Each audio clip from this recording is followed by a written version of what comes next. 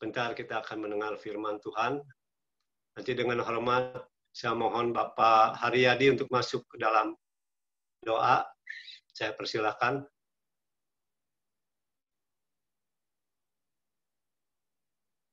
Bro Haryadi, Bapak kami masuk doa. Ya, amin. Puji Tuhan. Puji dan syukur kepada Tuhan. Terima kasih Tuhan. Kalau pada malam hari ini kami boleh berjumpa, berbakti, beribadah lewat Zoom. Kami bersyukur atas kebaikan-Mu Tuhan.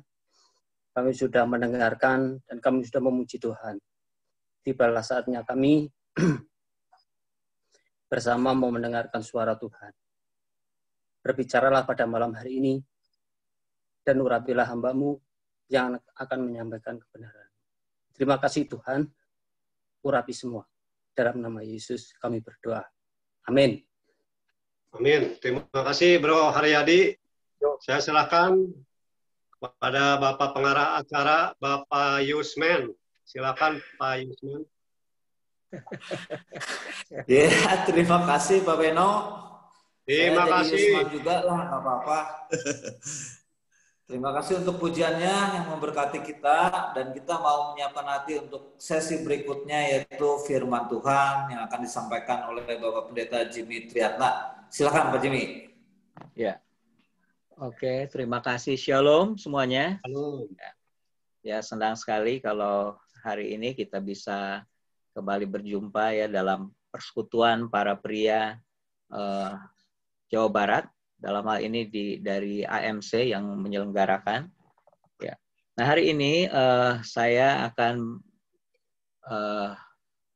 men-sharingkan, membagikan topik yang tadi sudah disampaikan oleh Pak Andreas. Suara saya kedengaran ya, Pak? Jelas. Ya, oke ya. Oke, jelas ya. Jadi judul dari malam hari ini adalah Walk by Faith, not by Sight. Artinya berjalan dengan iman, bukan dengan penglihatan. Ya,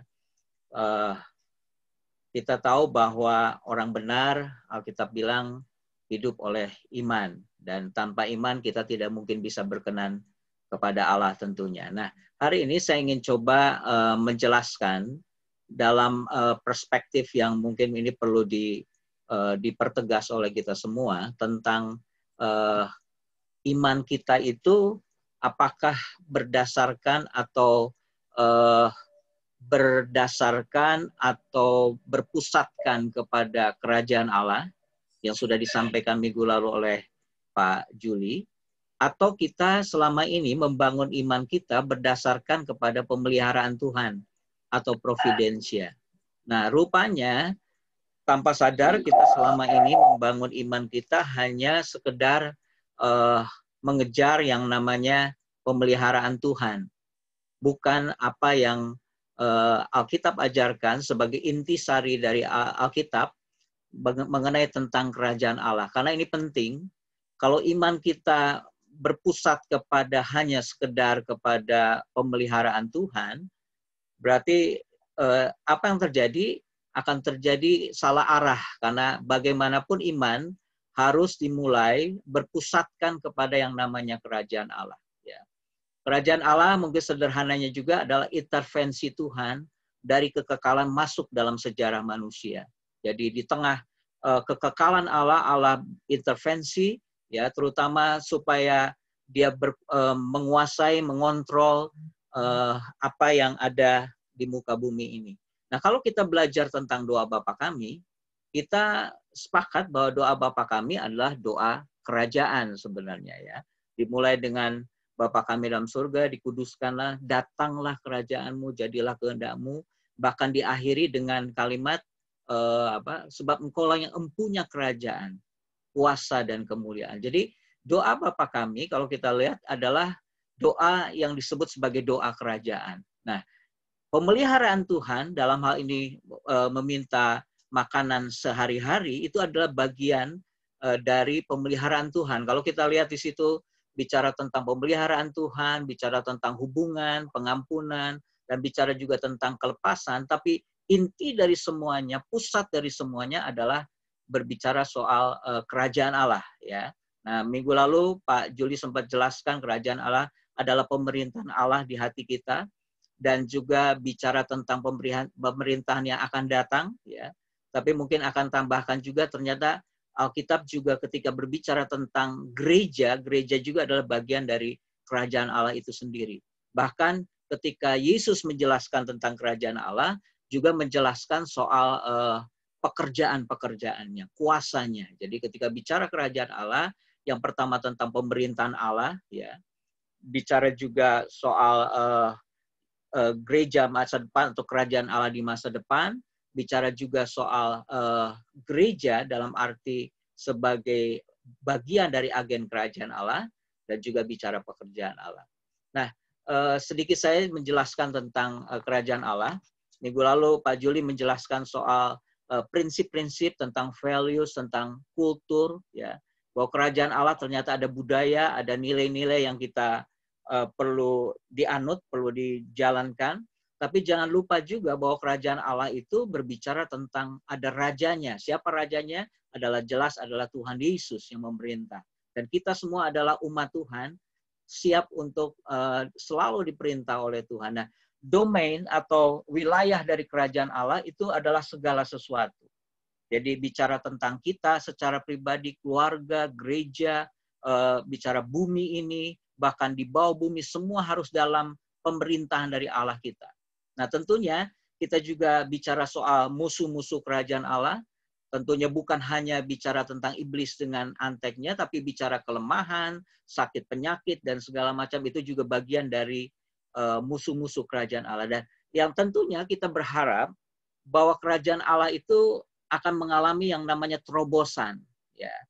Bahwa ternyata kerajaan Allah itu bukan pasif, bukan pasif tapi dinamis, bergerak, progresif, ya. Bahkan disebutkan kerajaan Allah itu bicara soal biji sesawi yang kecil saja, tapi akhirnya ketika bertumbuh akan menjadi pohon yang sangat besar, dan itu bicara tentang bagaimana kerajaan Allah itu mengalami yang namanya penerobosan.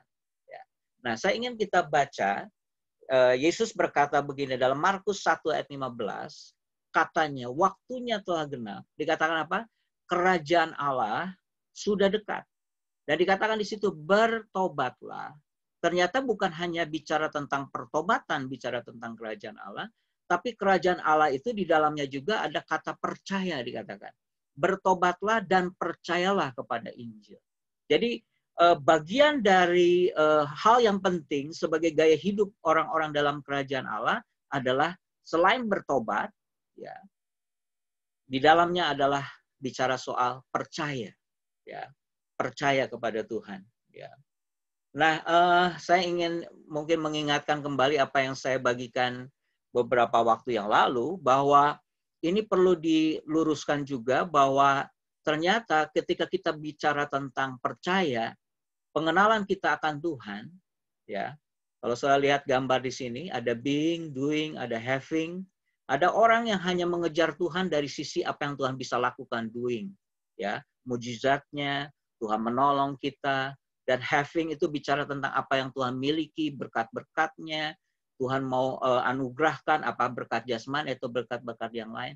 Nah, saudaraku sekalian, 7 bulan ini sebenarnya menunjukkan kepada kita kalau kita hanya sekedar mengejar apa yang Tuhan bisa lakukan, doing-nya, atau having apa yang Tuhan bisa berikan, kita bisa kecewa juga. Nah, kita perlu diluruskan kembali pemahaman bahwa yang harus menjadi pengejaran kita, yang harus menjadi fokus kita adalah siapakah Tuhan, being-nya Tuhan. Ya. Iman kita diarahkan bagaimana kita betul-betul fokus kepada apa yang menjadi dirinya Tuhan. Karena kita akan mengalami keindahan, kita akan mengalami kedalaman adalah ketika kita mengejar siapa Tuhan itu. Nah, ketika kita mengejar pribadinya Tuhan, being-nya Tuhan, kita akan banyak belajar bahwa ternyata dalam segala sesuatu kita akan selalu melihat dari perspektifnya Tuhan. Kenapa? Karena kita akan selalu mengalami kedalaman demi kedalaman. Karena apa yang kita kejar bukan hanya apa yang Tuhan bisa lakukan dan apa yang Tuhan bisa berikan, tapi dirinya Tuhan, pribadinya Tuhan. Ya. Nah, minggu lalu juga beberapa minggu yang lalu saya pernah jelaskan bahwa kejatuhan terjadi karena manusia tidak percaya. Nah, keselamatan, pemulihan, bahkan perjalanan hidup kita itu dimulai bahkan diwarnai dengan yang namanya percaya atau iman. Ya. Sudah diselamatkan karena iman. Sudah dipulihkan karena iman. Bahkan perjalanan hidup kita itu juga adalah karena percaya atau iman. Dikatakan orang benar, kalau dalam kitab Habakuk, dikatakan orang benar akan hidup karena percayanya. Kalau dalam Roma dikatakan orang benar akan hidup oleh iman. Nah, iman itu akan mewarnai apa yang menjadi perjalanan hidup kita. Nah, hari ini saya mau share ini, saudaraku sekalian. Ternyata yang namanya iman itu adalah sebuah perjalanan. Ya. Perjalanan dari satu tempat kepada tempat yang lain. Dari tahapan yang satu kepada tahapan berikutnya. Karena iman itu adalah sesuatu yang hidup, iman itu sesuatu yang dinamis bergerak, bahkan dalam Ibrani 11, karena iman itu adalah penyebab. Kalau seseorang tidak bisa berkorban, tidak bisa melakukan perkara-perkara yang besar, kalau tidak dimulai dengan yang namanya iman. Ya. Nah, iman itu bergerak terus, berjalan terus, makanya walk by faith, berjalan dengan iman. Nah, jiwa manusia itu terdiri dari pikiran, kehendak, dan perasaan. Nah, Alkitab menjelaskan ada hal yang Tuhan berikan saat kita menerima Tuhan. Ada dua. Yang pertama damai sejahtera. Yang kedua adalah sukacita. Nah, itu membuktikan, saudaraku sekalian, bahwa ternyata ikut Tuhan bukan hanya bicara soal komitmen dan ketaatan saja, tapi ikut Tuhan itu sesuatu yang dapat dinikmati dan dapat dirasakan. Saya ulang sekali lagi ya, ikut Tuhan bukanlah soal komitmen atau ketaatan semata. Tapi ikut Tuhan adalah sesuatu yang dapat dinikmati dan dapat dirasakan. Pemazmur berkata, kecaplah dan lihatlah betapa baiknya Tuhan itu. Artinya sesuatu yang kita bisa rasakan dalam hal ini adalah dalam jiwa kita. Dan Alkitab menyebutnya ada dua, damai sejahtera dan sukacita. Nah, saya ingin fokus kepada yang namanya sukacita ini. Karena seiringnya kita bertumbuh dalam tahapan iman kita, dari iman yang satu kepada iman yang berikutnya, selalu akan bertumbuh juga, bertumbuhnya sukacita ada di dalam diri kita.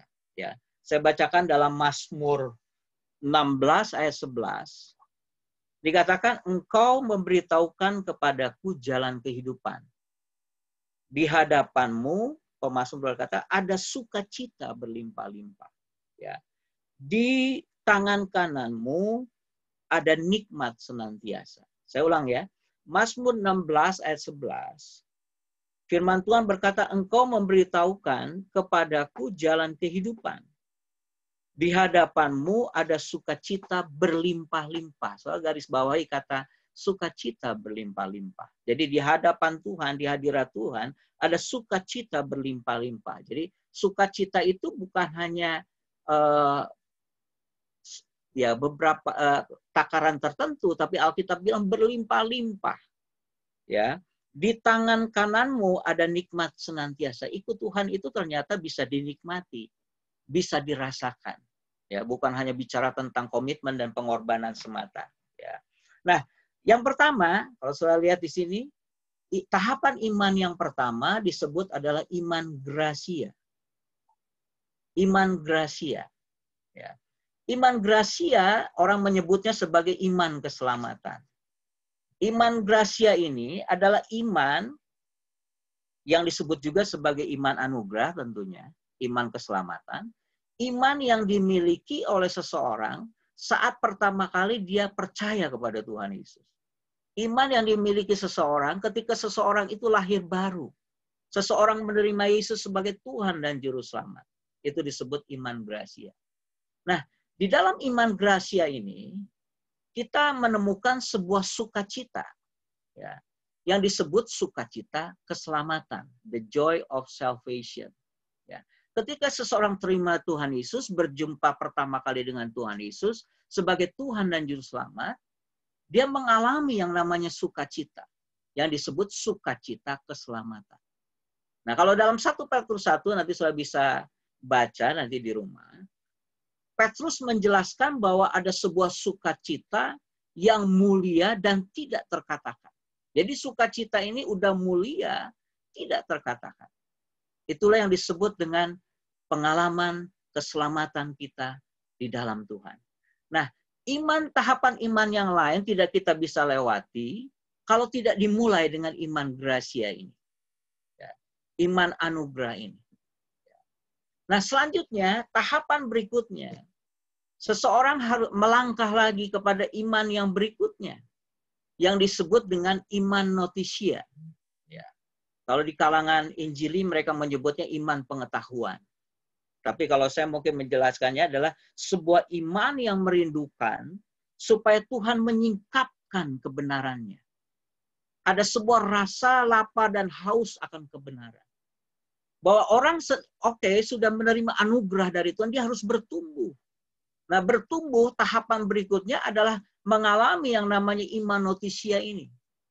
Mengalami sebuah rasa lapar dan haus supaya Tuhan singkapkan kebenarannya. Supaya Tuhan memberikan kebenarannya. Supaya kita belajar dalam banyak hal. Sebagai pria disingkapkan, ya, sebagai keluarga, sebagai gereja dalam pergerakan gereja, atau dalam banyak hal, biar Tuhan menyingkapkan kebenarannya kepada kita. Itulah yang disebut dengan iman notisia, ya, iman pengetahuan. Atau ada yang menyebutnya adalah iman yang ada pengetahuan dalam pikiran manusia. Nah, tidak hanya berhenti di situ. Orang masuk ke dalam tahapan berikutnya, yang disebut dengan iman asensia. Iman asensia ada yang menyebutnya sebagai iman yang menguasai perasaan. Iman yang ada di dalamnya kita emosi seseorang akan mengalami juga gitu. Jadi ya iman asensia. Nah, iman asensia apa sih? Iman asensia adalah iman yang merindukan bukan hanya firman Tuhan disingkapkan, tapi firman Tuhan itu boleh dipraktekkan dan dialami. Nah, tadi saya lupa, iman notisia ini ada sukacita yang tumbuh yang disebut the joy of discovery. Sukacita untuk menemukan, menggali, untuk memperdalam kebenaran firman Tuhan. Nah, bukan hanya berhenti di situ, orang mulai melangkah kepada yang namanya iman asensia. Iman asensia tadi adalah iman yang merindukan firman Tuhan bukan hanya sekedar disingkapkan, tapi firman Tuhan boleh dialami, dipraktekkan, ada sukacita di dalamnya, dan ada sukacita yang muncul di situ, the joy of victory. Jadi sukacita kemenangan. Ya. Betul-betul dia mengalami kemenangan. Contoh misalnya kemenangan dalam hal mempraktekkan kasih tanpa syarat. Kemenangan dalam mempraktekkan pengampunan misalnya. Atau kemenangan dalam mempraktekkan dalam hal menabur atau hal-hal yang lain. Jadi iman asensia itu sesuatu yang bisa dinikmati, dirasakan. Karena di dalamnya kita mengalami kemenangan demi kemenangan. Karena firman Tuhan bukan hanya teori saja, tapi firman Tuhan menjadi pengalaman kehidupan kita. Nah, melangkah lagi kepada iman yang disebut iman experientia. Iman experientia ini adalah iman mengalami bagaimana kita mengalami hubungan yang intim dengan Tuhan. Mengalami sebuah hubungan yang begitu dekat dengan Tuhan. Yang tadi saya sebut, kita mencari bukan apa yang menjadi doing-nya Tuhan saja. Bukan mencari apa yang menjadi having-nya Tuhan. Tapi mencari siapa Tuhan, dirinya Tuhan. Mengalami kedekatan dengan Tuhan. Dia akan mengalami sebuah sukacita yang disebut the joy of fellowship with God. Jadi sukacita bersekutu dengan Tuhan. Dan lanjut yang disebut dengan fidusia. Fidusia adalah iman yang mempercayakan diri sepenuhnya kepada Tuhan. Atau orang menyebutnya sebagai iman komitmen. Ya. Artinya sebuah iman yang siap ikut Tuhan apapun yang terjadi. Ya. Iman yang ditunjukkan oleh Sadrah, Mesat, dan Abednego yang sekalipun Tuhan tidak menolong kami tidak akan pernah menyembah dewa Tuhanku. Artinya sebuah iman yang bukan hanya baru bersukacita kalau mendapatkan sesuatu, tapi sebuah iman yang diekspresikan dengan sebuah ungkapan sekalipun atau walaupun. Ya, walaupun Tuhan tidak menolong. Sekalipun Tuhan tidak menolong. Saya tetap percaya kepada Tuhan. Sekalipun krisis begitu berat datang, saya tetap akan menyembah hanya kepada Tuhan saja. Nah, ada sukacita yang tumbuh di situ, yang disebut dengan the joy of commitment. Ya, ada sebuah sukacita dalam berkomitmen kepada Tuhan. Oke, saudaraku sekalian, saya ingin supaya kita ini mengulang. Boleh mic-nya di unmute, yang kita sama-sama ya, supaya ada interaksi sama-sama ya. Ya, sama-sama katakan begini. Yang pertama adalah iman gracia. Sama-sama. Iman gracia. Oke. Iman gracia. Iman notisia. Iman notisia. Ketiga adalah iman asensia. Iman asensia. Yang keempat adalah iman experiensia. Iman experiensia. Ya, dan yang kelima adalah iman fidusia. Fidusia. Iman fidusia. Ya, bisa ditutup lagi, bisa di-mute lagi. Ramai. Silakan, Pak. Ya. Jadi saudaraku sekalian, itu kita perlu melangkah dari iman gracia kepada iman-iman berikutnya. Ya. Sehingga kita akan mengalami bahwa betapa indahnya ikut Tuhan. Nah, saudaraku sekalian, perlu digarisbawahi begini. Bukan berarti setelah kita melangkah dari gracia, notisia, asensia, experiensia, atau fidusia, kita seolah-olah meninggalkan iman yang awal atau iman gracia. Ada orang bilang, saya sudah berkomitmen. Saya sudah lama melayani Tuhan, puluhan tahun melayani Tuhan. Saya sudah jadi pendeta, atau saya sudah menjadi hamba Tuhan, sudah menjabat ini, menjabat itu. Terus kita berpikirkan, saya sudah banyak mengetahui, pengetahuan saya bertambah. Atau saya juga banyak mengalami kemenangan dari Tuhan. Bahkan saya berkomitmen kepada Tuhan. Tapi kadang-kadang kita lupa dengan apa yang awal pertama kali. Ketika kita pertama kali berjumpa dengan Tuhan yang disebut iman fidusia. Iman gracia. Ya. Itulah sebabnya, saudaraku sekalian, kita perlu belajar dari jemaat Efesus. Jemaat yang begitu berkomitmen, jemaat yang bisa membedakan nabi palsu, pelayan palsu, mana yang asli. Bahkan mereka adalah jemaat yang tidak mengenal lelah, tapi saudara tahu bahwa Tuhan mencela mereka karena apa? Mereka telah meninggalkan kasih yang semula.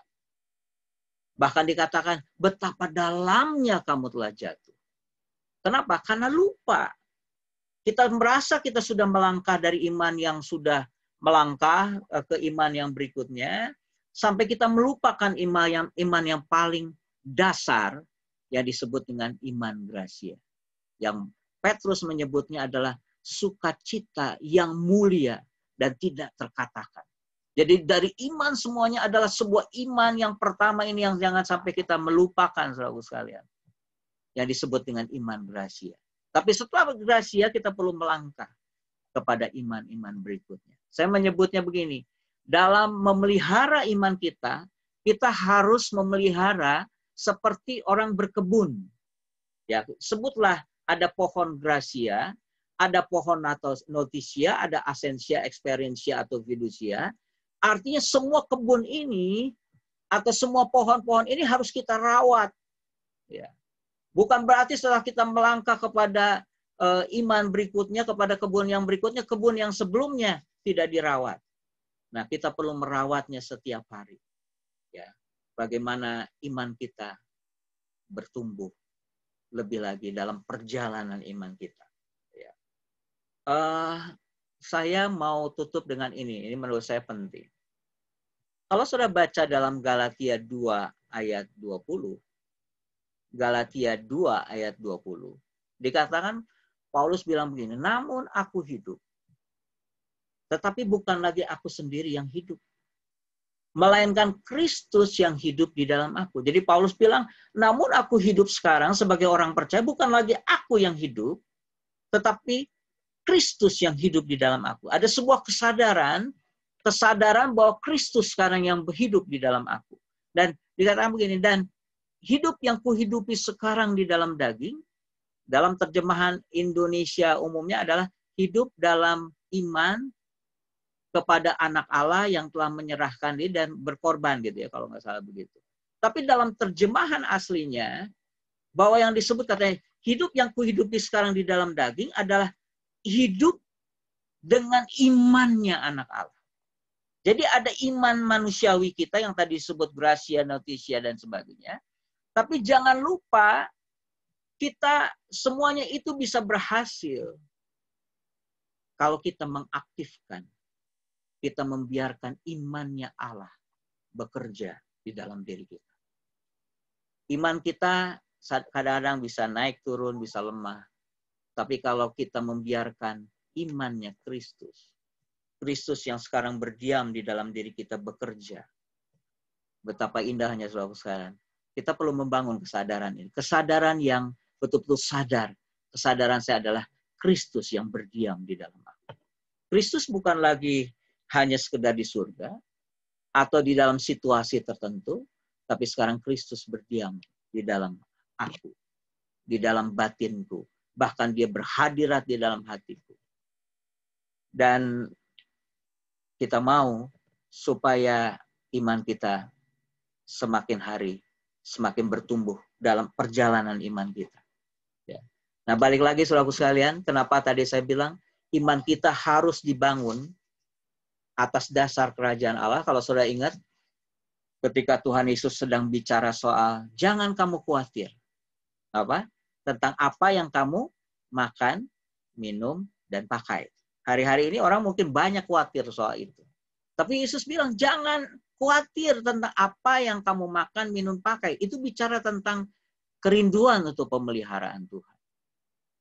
Kerinduan untuk Tuhan cukupkan kebutuhan apa yang kita makan, yang kita minum, dan kita pakai. Tapi Yesus bilang ini, tetapi carilah dahulu kerajaan Allah dan kebenarannya. Maka semua akan ditambahkan kepada. Jadi Tuhan sedang menjelaskan bahwa semua iman yang benar selalu sentralnya, pusatnya adalah carilah dahulu kerajaan Allah. Kerajaan Allah sebagai iman. Dan Tuhan bukan berarti mengabaikan tidak memelihara kita. Tuhan pasti memelihara kita. Saudara percaya itu? Tuhan memelihara kita. Apa yang kita makan, apa yang kita minum, apa yang kita pakai. Karena itu saudara sekalian, bertumbuhlah, berjalanlah, ya, dan kita bisa melihat bagaimana tangan Tuhan bekerja. Nah, orang kalau hanya sekedar mengejar apa yang menjadi providensia atau pemeliharaan Tuhan, orang akhirnya hanya sekedar mengejar apa? Kenyamanan hidup, peningkatan hidup, solusi hidup. Jadi orang Kristen cuma hanya berputar-putar imannya di situ, mencari solusi hidup, peningkatan hidup, dan yang celaka kalau kita cuma hanya mengejar kenyamanan hidup. Tapi hari ini kita belajar bahwa mari kita membangun iman kita di atas dasar kerajaan Allah. Tuhan memberkati.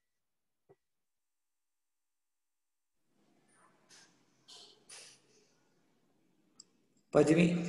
Ya. Oke, bisa share screen-nya ditutup dulu, Pak. Oke, sebentar ya, Pak. Ini ya.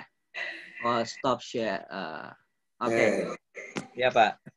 Ya, puji Tuhan Pak Jimmy. Terima kasih untuk pelayanannya. Kita belajar banyak tentang iman hari ini.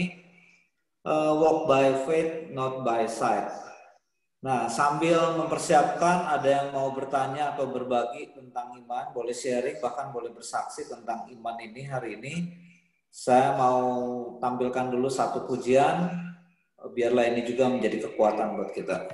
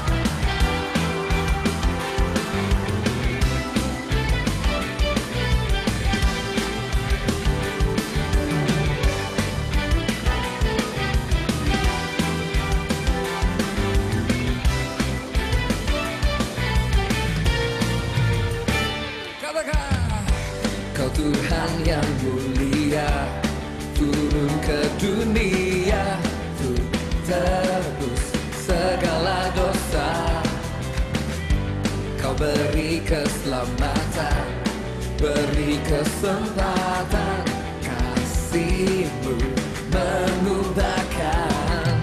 Jika ku akui semua dosaku, maka Kau adalah setia dan adil. Kau kan mengampuni dan sucikan dari segala yang jahat. Tak mau ku hidup bagi dunia ini lagi. Tak ingin kompromi, tak ingin lakukan hal yang dapat dukakan hatimu. Tak mau ku hidup di luar tutur kata firman-Mu yang telah bebaskanku. Yesus, kebenaran-Mu adalah pilihanku.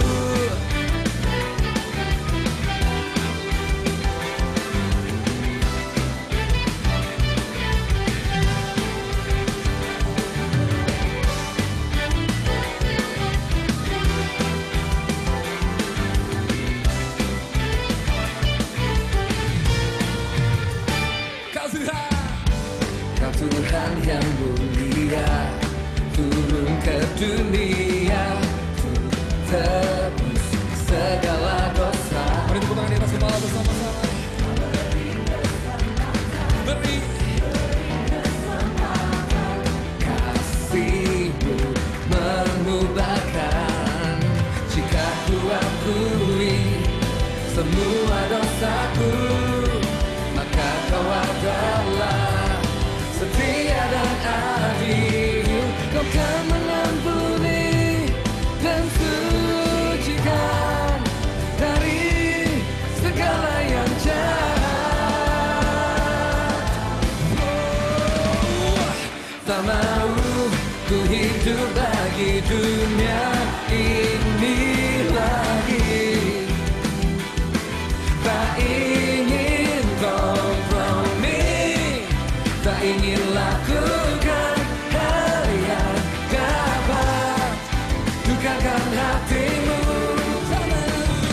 Tak mau ku hidup di luar tutur kata firman-Mu yang telah bebaskanku. Yesus, kebenaran-Mu adalah pilihanku.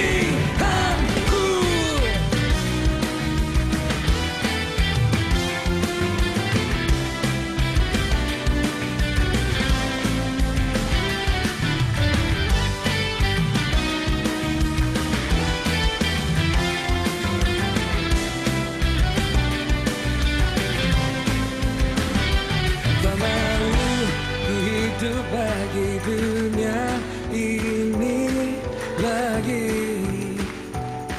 Tak ingin kompromi, tak ingin lakukan hal yang dapat dukakan hatimu. Tak mau ku hidup di luar tutur kata firman-Mu yang telah bebaskanku. Yesus, kebenaran-Mu adalah tak mau ku hidup di luar tutur kata firman-Mu yang telah bebaskanku. Yesus, kebenaran-Mu adalah pilihanku. Semua kakinya seperti ini, keluar.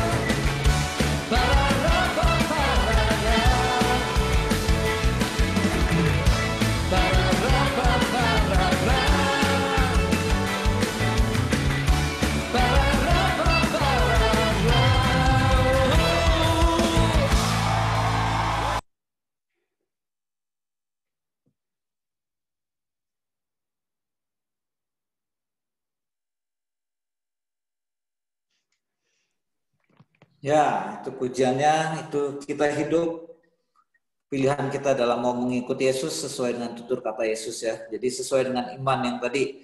Oke, kita lanjutkan sesi kita, sesi tanya jawab dan sharing. Saya cek chatnya, ada yang bertanya. Oh, Ya, belum. Pak Beno mau tanya atau mau sharing? Mau tanya, mau sharing, mau tanya juga ini. Jangan susah-susah nanya, Pak. Ya, gampang-gampang. Untuk kelas 5 SD, Pak. Pak Jimmy, ya, terima kasih atas paparan firman Tuhannya yang lebih mendalam mengenai iman, dan saya baru tahu kalau iman itu banyak jenisnya. Yang saya tahu itu dari Ibrani 11 ayat 1, Pak Jimmy. Nah, di tadi poin-poin yang tadi ada persamaan dengan iman fidusia. Apakah itu ada kesamaan dengan Ibrani 11 ayat 1 itu, Pak? Mungkin itu dulu pertanyaan saya. Terima kasih, Pak Jimmy. Tuhan berkati. Ya, Ibrani 11 sebenarnya itu kalau saya memahaminya sebagai bukan definisi ya, lebih banyak penjelasan saja. Bahwa iman adalah dasar dari segala sesuatu yang kita harapkan ya, bukti dari sesuatu yang tidak kita lihat. Jadi sebenarnya itu penjelasan bukan definisi mungkin ya. Dan bicara soal fidusia, ya memang nggak ada kaitan soal fidusia, tapi penjelasan saja bahwa kalau seseorang punya iman, pengharapan dasarnya adalah dasarnya adalah iman. Terus yang menarik sebenarnya dalam terjemahan bahasa Inggrisnya Ibrani 11 itu gini, faith is the substance. Jadi iman adalah bahan dasar. Bahan dasar. Jadi saya memahaminya gini, ketika kita ingin iman kita bertumbuh, pastikan kita mengerti bahan dasar apa yang kita miliki, yang kita harus miliki. Misalnya kalau kita mau bicara tentang kepastian akan masa depan seperti apa, pastikan bahan dasar seperti kita bikin kue, ada terigunya, ada menteganya, ada gulanya. Pastikan sesuai dengan bahan dasar yang kita mau miliki. Soal keluarga misalnya, atau soal kepriaan dan segala macam, cari bahan dasarnya. Karena iman itu bicara juga soal bahan dasar. Mungkin itu yang lebih saya pahami, Pak. Ya. Terima kasih, Pak Jimmy. Ya. Ada lagi, Pak Beno? Atau mau bersaksi tentang iman, boleh? Cukup, saya rasa. Yang lain dulu tuh di belakang Bro Andreas sudah mengantri. Oh, ada yang antri ya. Ayo silakan yang antri boleh angkat bicara. Baren. Ren, ayo Ren. Pak, ini tanya. Ya Pak. Pak, tadi ada 5 tahapan mulai dari gracia, terus notisia ya, asensia, experience, sama terakhir fidusia kan. Itu satu tahapan proses iman atau satu paket, Pak? Saya melihatnya satu paket mungkin ya, karena itu memang tidak bisa dipisahkan.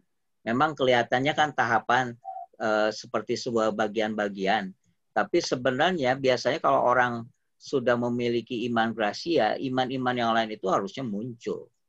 Karena kita nggak hanya bisa melihat gini, iman hanya sebagai sebuah persetujuan mental, yang penting saya percaya Yesus gitu, tapi nggak ada sesuatu yang hidup.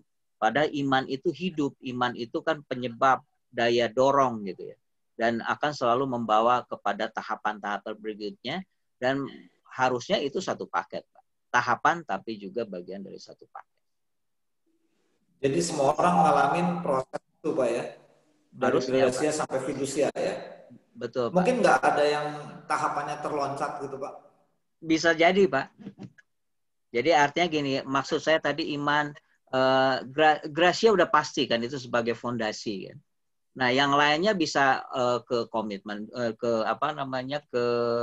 fidusia dulu, atau ke keintiman dulu, ke yang namanya experiensia. Bisa, Pak? Bisa ya? Ya, bukan berarti harus. Gitu, Pak, ya, Pak. Oke, silakan teman-teman yang lain boleh berbagi. Ya, Jim. Ya, jangan susah-susah kok. Daripadanya. Ya. Ya. Bagian yang susah, bukan bagian saya. Ya. Jim, Ya. terima kasih buat firman-nya, luar biasa. Ya, ada beberapa pencerahan buat saya. Tapi di sini saya mau tanya, tadi ada disinggung tentang kerajaan Allah, ada musuhnya. Musuh dari kerajaan Allah itu apakah roh agamawi atau ego pada manusia? Gimana kok? Sorry, tadi agak kurang kejelasan. Dari ada kerajaan Allah, kalau nggak salah tadi di screen itu ada musuh ya. Apakah musuh kerajaan Allah itu roh agamawi atau ego daripada manusia? Mungkin saya pahami dua-duanya ya kok. Karena sebenarnya orang ini juga jadi kegelisahan saya, baik di gereja maupun gini. Saya kan di Kerawang itu ada sekolah, ya itu kebetulan tahun ini juga saya terjun langsung bantu di yayasannya gitu ya. Saya melihat bahwa di sekolah kita contoh kok, di sekolah kita kita banyak setiap hari menghafalkan soal definisi karakter first dari Bill Gates itu kok, tentang penuh perhatian dan segala macam. Tapi saya lihat kok yang jadi masalah kok kelihatannya semua hafal, tapi yang terjadi bukan kerohanian yang terjadi, tapi keagamawian yang terjadi. Nah, saya coba memahaminya begini. Kalau agamawi itu selalu fokusnya adalah pusatnya diri sendiri. Kalau kerohanian kan Kristus sebagai pusatnya, senternya. Terus fokus dari keagamawian adalah gini, ketika orang taat, bisa jadi sombong dan menghakimi orang lain. Bahkan ketika dia nggak mampu, dia bisa frustasi, bahkan akhirnya dia bisa munafik akhirnya kan, karena dia nggak mampu.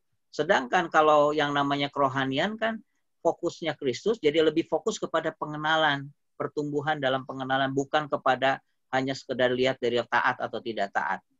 Ya, yang pertama menurut saya agamawi memang itu menjadi musuh kerajaan juga. Terus yang kedua tadi apa? Sorry, ego ya, itu ego kok.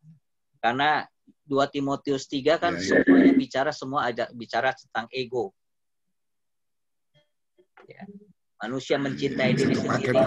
Iya. Semua adalah pusatnya adalah ego. Itu kok. Mudah-mudahan menjawab. Terima kasih Jim. Ya kok. Oke. Ada yang lain? Silakan, masih kita punya waktu 10 menit ke depan.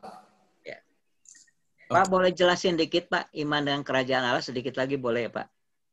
Ya. Oke. Nanya ya. Jadi yang menarik yang saya pelajari soal kerajaan Allah dan kaitan dengan iman, kan disebutkan ada 4 macam tanah hati kan di situ, 4 macam tanah. Dan dikatakan katanya ada yang disebut firman kerajaan. Nah, saya selalu melihat bahwa firman selalu kan disambut oleh yang namanya iman.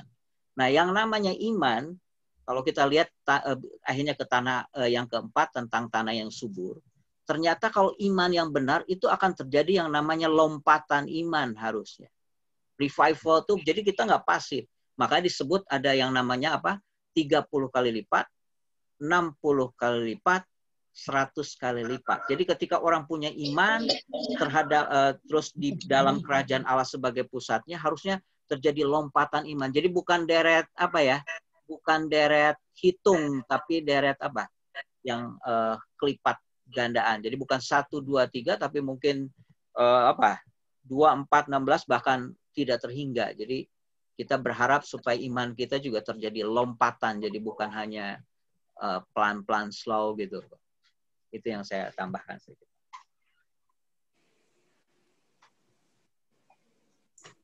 Oke, ada lagi? Usman, silakan. Ya, Pak Jimmy, terima kasih saat ini sharingnya luar biasa. Ya mungkin kita tahu saat ini kan kondisi dunia termasuk Indonesia pun kondisi yang ya cukup mengerikan lah dalam hal ekonomi. Ya. Mungkin sekarang manusia berlomba-lomba untuk bagaimana memenuhi kebutuhan sehari-hari. Nah, ya, Pak.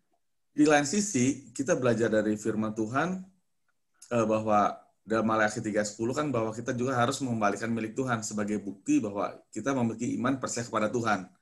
Nah, dengan kondisi seperti ini, seringkali saya dengar banyak anak-anak Tuhan juga nggak bisa mengembalikan milik Tuhan karena dirinya sendiri, jangankan boro-boro untuk mengembalikan milik Tuhan, untuk kebutuhan sehari-hari pun masih kurang.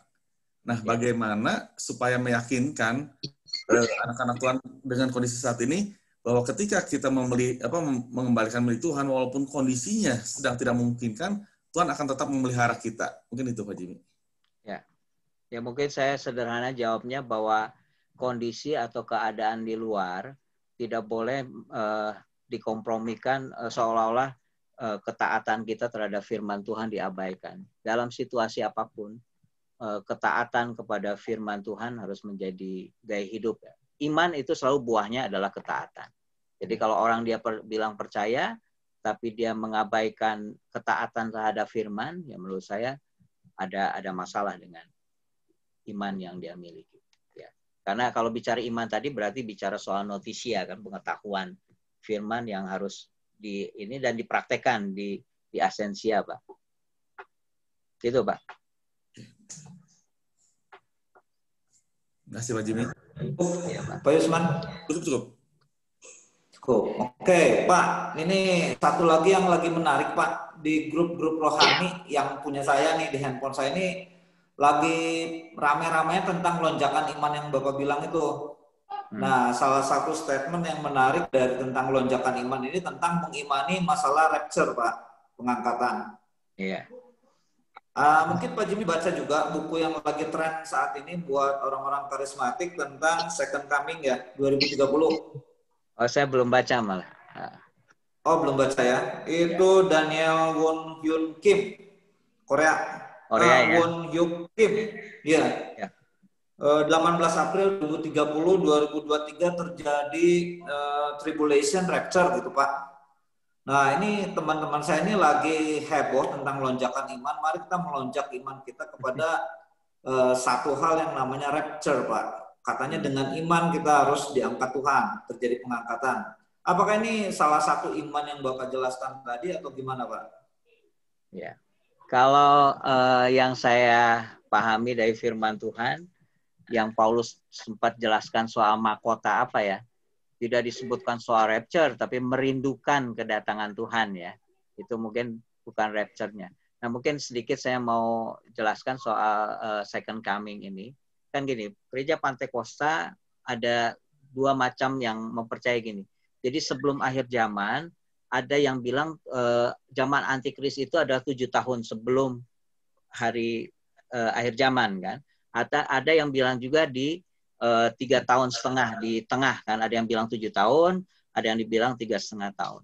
Nah kalau menurut saya gini Pak, ini saya memahaminya begini, mungkin ini dalam praktek iman kitanya. Mau Tuhan datang 7 tahun sebelum akhir zaman atau 3,5 tahun sebenarnya kan nggak ada masalah. Nah yang jadi pertanyaan gini, kan kita mempercayai, mungkin itu yang dipercaya oleh orang karismatik adalah bicara soal pengangkatan. Ya, apakah diangkat di 7 tahun sebelum atau 3,5 tahun di tengah. Nah, tapi pertanyaannya begini Pak, kalau misalkan, karena ini ada beberapa dasar Alkitab juga, kan orang berusaha diangkat itu artinya menghindari zaman antikris gitu kan, penganiayaan atau zaman kesusahan besar. Tapi pertanyaannya gini, kalau kita masuk bagaimana? Ya. Nah, menurut saya jemaat juga harus dipersiapkan, andaikan kita masuk pun dan memang ada ini, kita nggak usah takut. Tapi kalau diangkat pun nggak apa-apa terbang ya Pak. Mau 7 tahun, 3,5 tahun nggak apa-apa. Tapi jemaat harus imannya itu bukan karena iman karena takut zaman antikris atau iman karena takut karena sesuatu. Apa tadi juga bicara tentang apa tadi? Rapture kan, pengangkatan hanya. Ya fokus kita bukan ke peristiwanya mungkin tapi ke pribadi Tuhannya gitu. Itu sih yang saya pahami. Jadi jemaat harus dilatih juga untuk siap menghadapi masa sukar ini. Udah latihan kan? Iya. Jadi kuncinya iman kita bukan karena rapture ya Pak ya. Iman kita karena Kristus ya, salib Kristus ya Pak ya. Betul Pak. Itu kan kata Alkitab, betul ya Pak ya. Betul. Jadi rapture bukan urusan kita, itu urusan Tuhan banget kan ya. Iya. Itu ya Pak Jimmy ya maksudnya ya. Betul, Pak. Oke, makasih Pak Jimmy. Iya, Pak. Silakan, satu pertanyaan lagi sebelum kita akhiri ibadah kita. Ya, Pak Andre.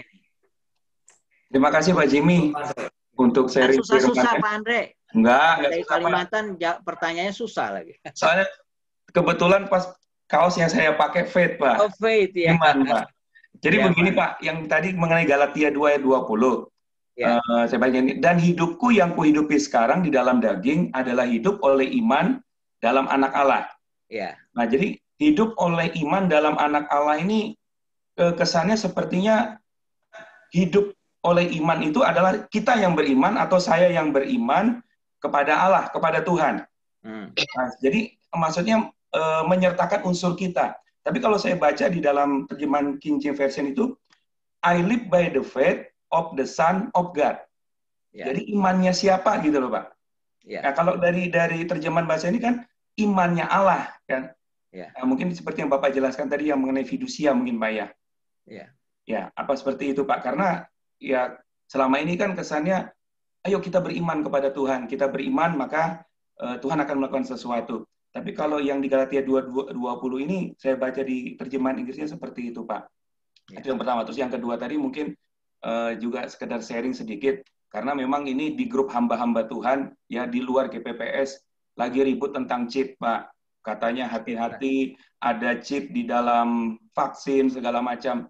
Waduh sudah berkembangnya sudah ngeri lah Pak. Jadi ya mungkin Bapak bisa sedikit kasih pencerahan ke kita. Ya. Saya rasa itu aja Pak. Terima kasih. Ya, Pak. Ya, saya tadi Pak menjelaskan soal jenis-jenis iman ya Pak. Tapi saya tetap dalam satu sisi saya percaya bahwa gini, iman manusiawi kita, Yesus bilang kalau kita punya iman sebesar biji sesawi aja bisa memindahkan gunung gitu ya Pak. Ya. Tapi jangan lupa bahwa dalam Galatia 2 ayat 20 saya mempercayai bahwa betul bukan iman kita akhirnya nanti. Yang pasti berhasil itu adalah imannya Kristus yang bekerja. Ya. Jadi ketika kita belajar iman kan kita masih tahap belajar. Nanti kita akan belajar bahwa ternyata yang bekerja di dalam diri kita akan berhasil kalau kita hanya mengizinkan imannya Kristus yang bekerja di dalam diri kita. Ya. Terus tadi soal chip dan semacam, saya sih mempercayai gini Pak, yang penting itu tidak ada yang bisa merampas apa yang di hati kita ya Pak. Karena orang pusing soal dicap sana cap sini, tapi siapa sih yang bisa mengambil apa yang di sini Pak? Kan Yesus sendiri bilang kan tidak ada yang bisa merebut kita dari tangan Tuhan. Jadi jangan fobia, mungkin jangan apa ya, fobia gitu Pak. Gitu Pak. Terima kasih Pak Jimmy. Ya Pak Andre. Ya. Oke, kalau tidak ada lagi yang bertanya, nggak ada ya, karena waktu juga sih. Oke, terima kasih banyak Pak Jimmy buat pencerahannya lewat firman Tuhan tentang iman hari ini. Kita mau belajar melangkah lebih jauh lagi mengenal Yesus lebih dalam. Amin. Dan kita percaya lewat kesatuan iman, lewat ibadah kita bersama-sama ini, kita akan saling menguatkan menghadapi tantangan yang mungkin lebih sulit lagi di hari-hari yang akan datang. Tapi kita tahu bahwa Tuhan kita cukup mampu buat menolong kita. Amin. Saya persilakan Bapak Daniel. Amin. Pak Daniel. Oke, iya. Makasih sekali lagi buat Tuhannya. Ya, yang menarik sekali tadi imannya itu iman Kristus. Ya. Dan iman memang timbul dari pendengaran akan perkataan Kristus. Dan saya juga melihat bahwa Ibrani 11 tadi yang disinggung, bahwa kalau iman itu adalah iman daripada Kristus, maka kata iman itu bisa diganti dengan Kristus yang menarik, saudara. Ibrani pasal 11. Kristus adalah dasar ya. Iya, Kristus adalah dasar dari segala sesuatu yang kita harapkan. Iya. Dan bukti dari segala sesuatu yang tidak kita lihat. Nah, jadi iman itu bisa diganti dengan Kristus, saudara. Ya, Jim ya? Iya. Ya.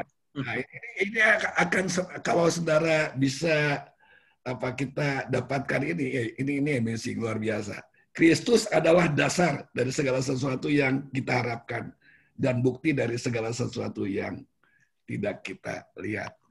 Nah, ini iman kita, saudara, iman Kristus yang ada dalam hidup kita. Amin. Makasih. Iya, kiranya firman Tuhan malam hari ini, dan saya melihat juga tadi bahwa kerajaan Allah itu akan di bawahnya itu ada pemeliharaan, ada providensia, ada apa lagi? Hubungan ya, hubungan. Ada satu lagi.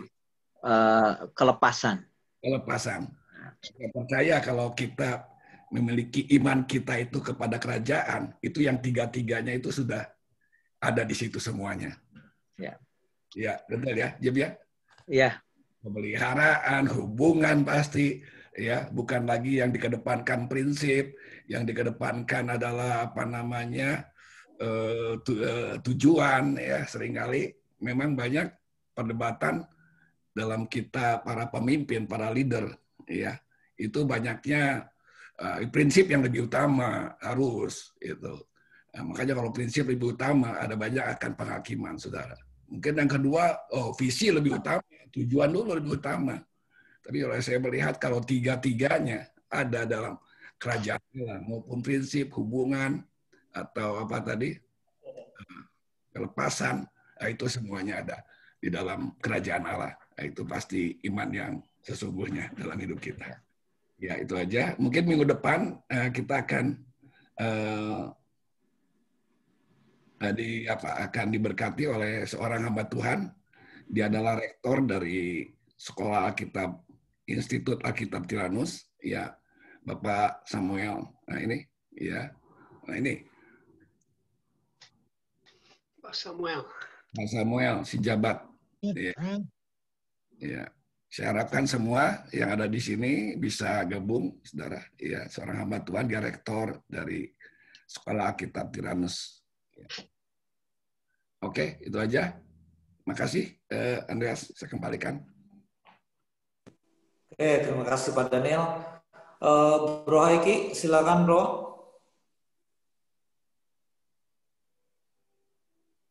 Oke Bro, thank you Bro.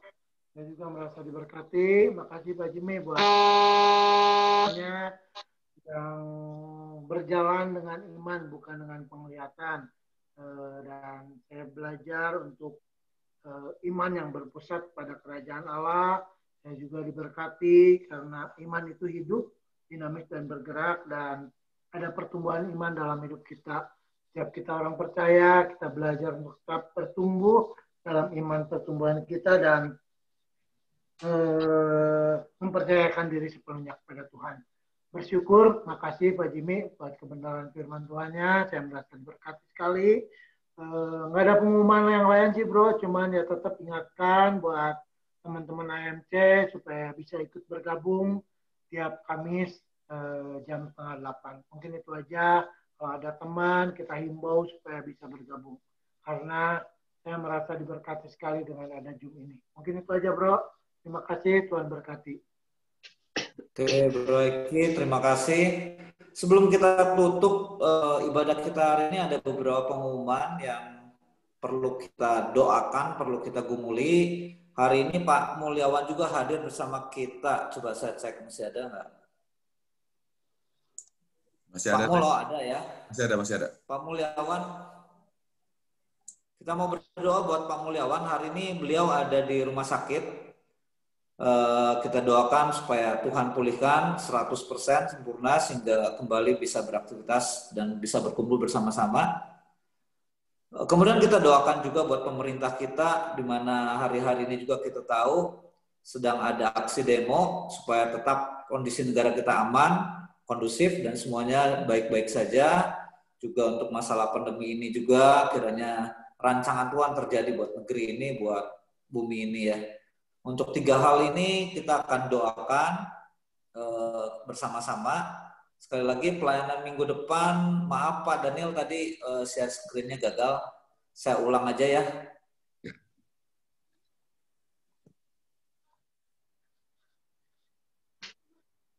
Oke.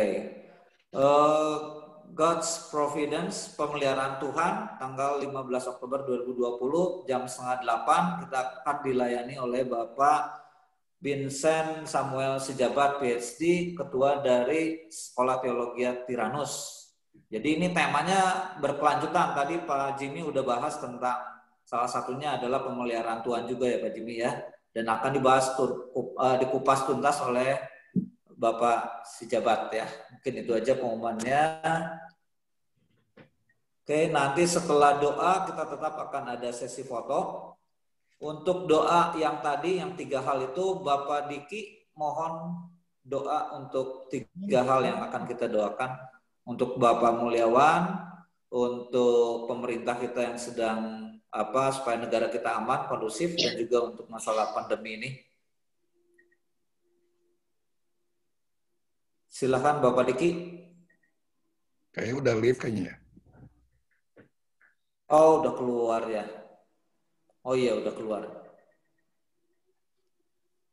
Oke, kita ganti aja sama Pak Edi aja deh, Pak Edi. Pak Edi. Pak Edi Kerawang nih. Iya, cuma 1 soalnya Pak. Oke, mari kita berdoa. Terima kasih Tuhan pada malam hari ini Tuhan. Kami datang kepadamu, kami ucap syukur berterima kasih Tuhan. Karena Engkau mengirim hamba-Mu Tuhan. Membawa sebuah firman yang begitu indah buat kami Tuhan. Kami merasa diberkati Tuhan. Karena kami mau belajar lebih banyak lagi Tuhan. Pada malam hari ini Tuhan. Tuhan pada malam hari ini Tuhan. Kami mau berdoa untuk Pak Mulya Tuhan. Saat ini masih ada di rumah sakit Tuhan. Kami sepakat berdoa di dalam nama Tuhan Yesus. Biar Tuhan jamah dia Tuhan. Tuhan sembuhkan dengan sempurna Tuhan. Mulai dari ujung kaki sampai ke ujung rambut. Engkau sembuhkan dengan bilur-bilur-Mu Tuhan. Terima kasih Tuhan. Kami juga berdoa Tuhan. Saat ini Tuhan. Banyak di mana-mana Tuhan. Ada demo dan sebagainya Tuhan. Ini Tuhan. Kami serahkan kepadamu Tuhan. Karena kami tahu Tuhan. Engkau pasti akan bertolong negara bangsa kami Tuhan. Sehingga tidak terjadi apapun Tuhan. Karena kami tahu, kami yakin dan percaya semua ini Tuhan.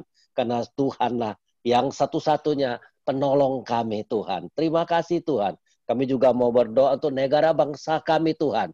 Yang apapun yang akan terjadi Tuhan. Biar pada corona ini Tuhan akan cepat berlalu Tuhan. Karena kami tahu Tuhan, Tuhan sudah campur tangan untuk negara bangsa kami. Pasti kami yakin dan percaya. Karena kami berdoa sepakat Tuhan. Biarlah masa COVID ini Tuhan akan cepat berlalu Tuhan. Sehingga ekonomi Indonesia terus boleh bertumbuh Tuhan. Kami ucap syukur dan terima kasih Tuhan. Karena Engkau begitu baik buat kami. Karena Engkau begitu luar biasa Tuhan. Kami ucap syukur Tuhan. Sebelum kami berpisah satu dengan lain Tuhan. Walaupun di Zoom ini Tuhan. Tapi kami yakin dan percaya Tuhan ada bersama kami. Roh Kudus yang selalu hadir di tengah-tengah kami Tuhan. Kami juga berdoa Tuhan untuk hari Kamis depan Tuhan. Biarlah hamba Tuhan yang Kau kirimkan nanti Tuhan. Boleh memberkati lebih lagi Tuhan. Dan kami yakin dan percaya. Semua yang hadir pada malam hari ini Tuhan. Semua boleh berkumpul lagi bersama-sama. Untuk menerima berkat Tuhan. Yang Tuhan sampaikan nanti Tuhan. Melalui hamba-Mu Sejabat ini Tuhan. Karena kami yakin dan percaya Tuhan. Ini bukan satu kebetulan. Karena semuanya ini Tuhan. Datang daripada-Mu ya Tuhan. Terima kasih Tuhan. Kami mengucap syukur berterima kasih. Sekali lagi Tuhan. Kami berdoa untuk Jimmy Triatna Tuhan. Yang Kau pakai begitu luar biasa. Memberkati kami semua yang hadir pada malam hari ini. Dan boleh menjadi berkat setiap kami. Di dalam nama Tuhan Yesus. Kami mengucap syukur dan berdoa. Haleluya. Amin. Oke, terima kasih Pak Edi. Pak Yusman mungkin bisa mempersiapkan buat sesi fotonya.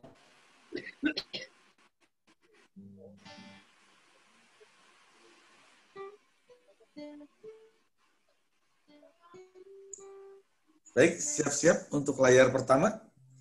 Ya. 1, 2, 3. Layar kedua. Mas Aradi masih tertutup. 1, 2, 3.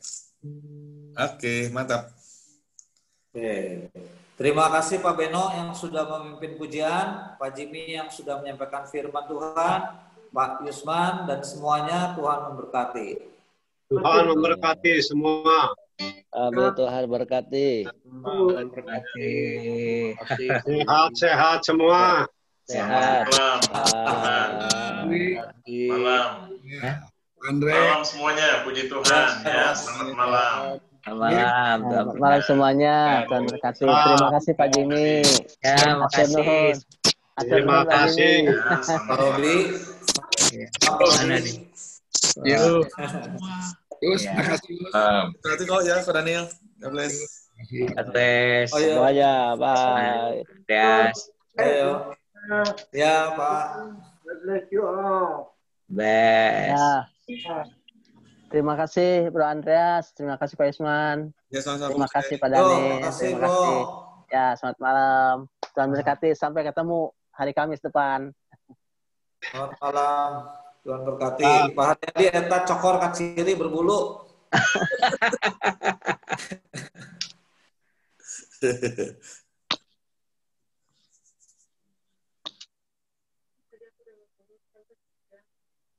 Oke. Man, gilir minggu depan, Man ya. Oke, siap. Tukeran posisi. Oke, siap-siap. Koping, selamat malam Pak Edi, makasih. Malam semuanya. Tuhan berkati, Pak Beno, mangga. Kita lanjut. Thank you. Lanjut, Pak Beno. Daniel, thank you Pak Daniel. Oh, Daniel udah live. Udah lab. Udah live. Ya, saya juga mau good night, tidur. Mangga, good night, pribadi.